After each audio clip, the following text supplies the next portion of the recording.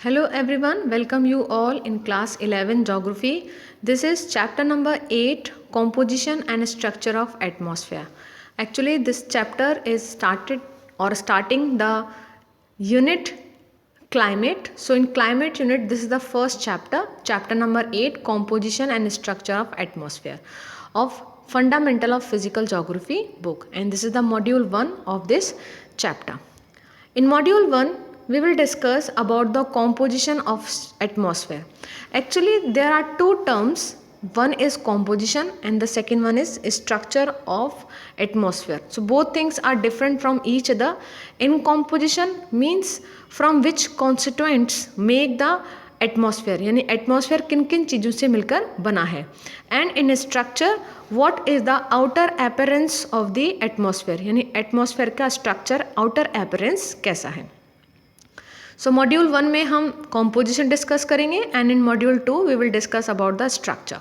But before starting the composition of atmosphere, few terms which we need to know. First, atmosphere.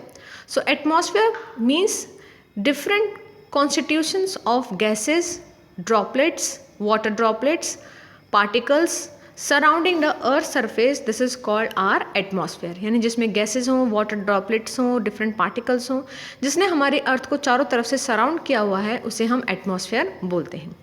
Weather, day to day condition of the atmosphere. Atmosphere की यानी gases की, droplets की और different particles की जो day to day conditions होती है उसे हम वेदर बोलते हैं. Weather can be change several time in a day. एक दिन में वेदर कई बार चेंज हो सकता है, यानी विंड की डायरेक्शन चेंज हो सकती है, गैसेस का कॉम्पोजिशन चेंज हो सकता है. So that's why day to day condition of atmosphere is called weather. The statistical property of atmosphere including measure of average condition, variability etc. called as climate. यानी कि जो वेदर कंडीशन है, जब वो एक लॉन्ग पीरियड ऑफ टाइम के लिए comparatively एक लार्ज एरिया पर हम उनको मेज़र करते हैं एवरेज की फॉर्म में, कंडीशंस की फॉर्म में और उनकी वेरिएबिलिटी की फॉर्म में, then this is called as climate.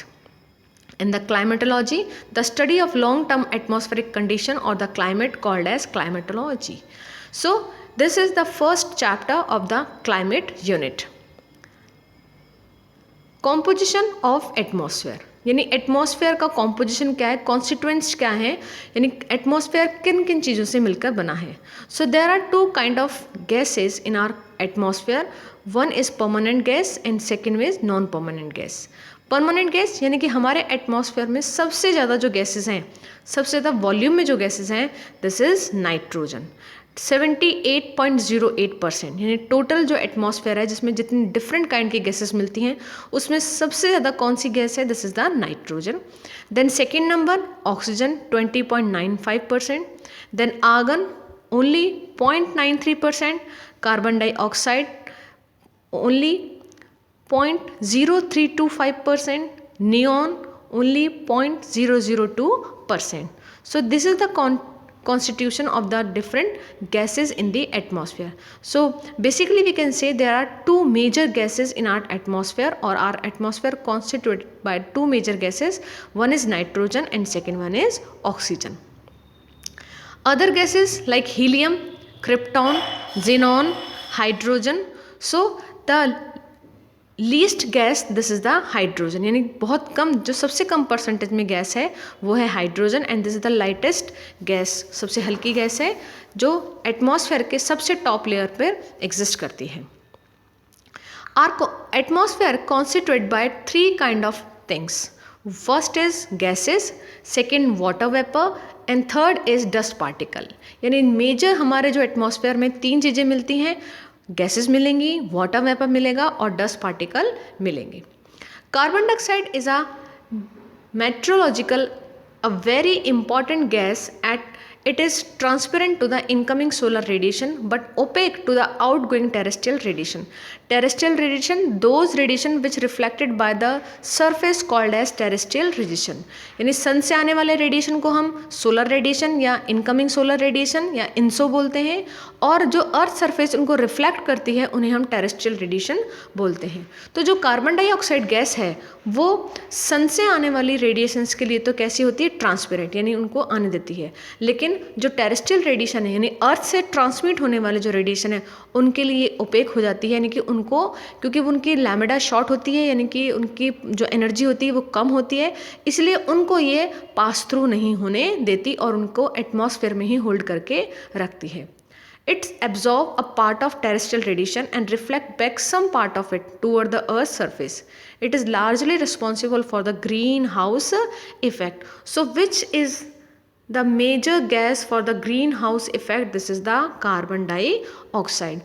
कुछ को तो ऑब्जॉर्व कर लेता है एटमॉस्फेयर और बाकी को वापस से अर्थ सरफेस पर रिफ्लेक्ट कर देता है, जिससे अर्थ के टेम्परेचर इंक्रीज होता है. और ग्रीन हाउस इफेक्ट के लिए सबसे इंपॉर्टेंट या सबसे रिस्पॉन्सिबल जो गैस है that is the carbon dioxide. The volume of other gases is constant, but the volume of carbon dioxide has been rising in the past few decades, mainly because of the burning of the fossil fuel. बाकी सब हम अगर gases की बात करें तो उनका जो वॉल्यूम है वो रिमेन सेम, वो लगभग सेम ही है, लेकिन पास्ट डिकेड्स में यानी नियर अबाउट 40 to 50 ईयर्स में हमने due to the industrialisation and the different technological improvement fossil fuel हमने बहुत ज़्यादा बर्न किया है और उसकी वजह से एटमॉस्फेयर में कार्बन डाइऑक्साइड ऑक्साइड जो है काफ़ी रिलीज हुआ है. This has also increase the temperature of the air, जिससे एयर का टेम्परेचर इंक्रीज हुआ है. As well as ozone is another important component of the atmosphere found between 10 to 50 kilometre above the earth's surface and acts as a filter, absorb the ultraviolet rays radiating from the sun and prevent them from reaching the surface of the earth. यानी ये ultraviolet raises को, UV raises को, जो ozone layer है O3, ozone का जो composition है this is O+O+O, यानी हाँ ऑक्सीजन के 3 एटम मिलकर एक ओजोन बनाते हैं. सो ये ओजोन लेयर एक फ़िल्टर की तरह वर्क करता है जो सन से आने वाले यूवी जो अल्ट्रावायलेट रेजेस हैं उनको होल्ड कर लेता है और सरफेस पर आने से उनको बचाता है, जिससे हमारे सरफेस का जो टेम्परेचर है वो उतना इंक्रीज नहीं हो पाता. But due to the effect of carbon dioxide there is another factor for the global warming और the world temperature increases. Second constituent is the water vapour, यानी हमारे एटमॉस्फेयर में गैसेस के बाद जो सेकंड कॉन्स्टिट्यूएंट है वो है water vapour. Water vapour is also a variable gas in the atmosphere which decreases with altitude. Altitude means height, यानी वाटर वेपर भी है वेरिएड है, जैसे बाकी गैसेस में कम ज़्यादा क्वांटिटी होती है उसी टाइप से वेपर भी कम ज़्यादा होता है. बेसिकली वेपर एल्टीट्यूड के साथ डिक्रीज होता है, यानी जैसे हम हाइट पे जाते हैं वैसे वैसे वेपर जो वाटर वेपर है उसकी क्वांटिटी डिक्रीज होती जाती है. In the warm and wet tropics it may account for 4% of the air by volume, while in dry and cold area of desert and polar region it may be less than 1% of the air. Means it varies from desert to humid areas. Water vapor also decreases from the equator toward the pole. This is the important term.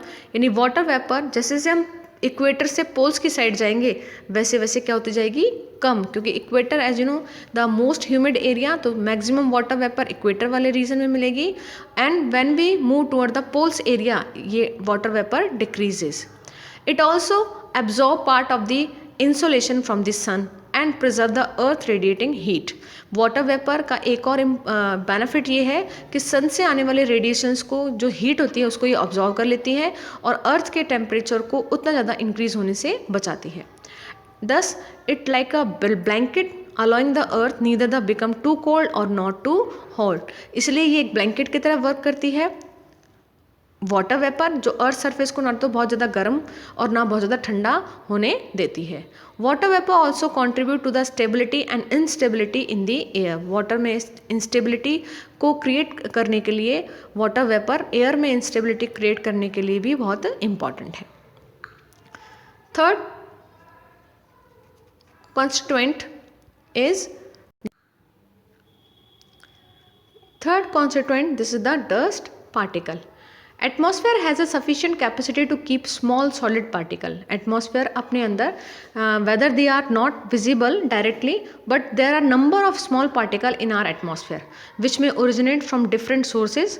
So there are different sources for the originating of the dust particle like salt, sea salt, fine soil, smoke, ash, dust and the disintegrated part of the meteors. ये सारे sources हैं जो atmosphere में dust particle को release करते हैं. Dust particles are generally concentrated in the lower layer of the atmosphere because they are comparatively heavy particles, so that's why they are not available in the higher altitude or the higher level of atmosphere. क्योंकि dust particle में wait होता है, इसलिए maximum जो इनका concentration है वो हमें लोअर लेवल ऑफ एटमॉस्फेयर में ही दिखाई देता है. कॉन्वेक्शनल एयर करंट में transport them to the great height. Convection current जो सरफेस से अबव हाइट पर जाती हैं उनके थ्रू, क्योंकि वो बहुत प्रेशर से ऊपर की साइड जाती है, तो उनके थ्रू कुछ डस्ट पार्टिकल जो है अपर एटमॉस्फेयर में भी रीच कर सकते हैं. The higher concentration of dust particle is found in sub tropical and temperate region. This is the most important term कि मैक्सिमम जो डस्ट पार्टिकल कंसंट्रेशन कहाँ मिलता है, sub tropical and in temperate region. Due to the dry wind in comparison to the equatorial and polar area, क्योंकि equatorial region में continuously rainfall आता रहता है, इसलिए डस्ट पार्टिकल अबव हाइट तक नहीं होते, वो वाटर के साथ सरफेस पर आ जाते हैं. जबकि टेम्परेट और सब ट्रॉपिकल एरिया में रेनफॉल कम होता है, रेनफॉल उतना नहीं होता, ह्यूमिडिटी उतनी नहीं होती, वाटर वेपर कम होता है, इसीलिए डस्ट पार्टिकल एग्जिस्ट करता है एटमॉस्फेयर में. Dust and salt particle act as a hygroscopic nucleus around which water vapour condense to produce cloud. यानी कि जो डस्ट पार्टिकल है, जो सॉल्ट पार्टिकल है, वो एक हाइड्रोस्कोपिक न्यूक्ली यानी कि एक सेंटर की तरह वर्क करता है इस तरीके से, जिसके ऊपर डिफरेंट एरिया से जो वाटर वेपर है वो इस तरीके से कंसंट्रेट होता है और क्लाउड्स के फॉर्मेशन में हेल्प करता है. So this is the composition of atmosphere. In next module we will discuss the structure of the atmosphere. Thank you.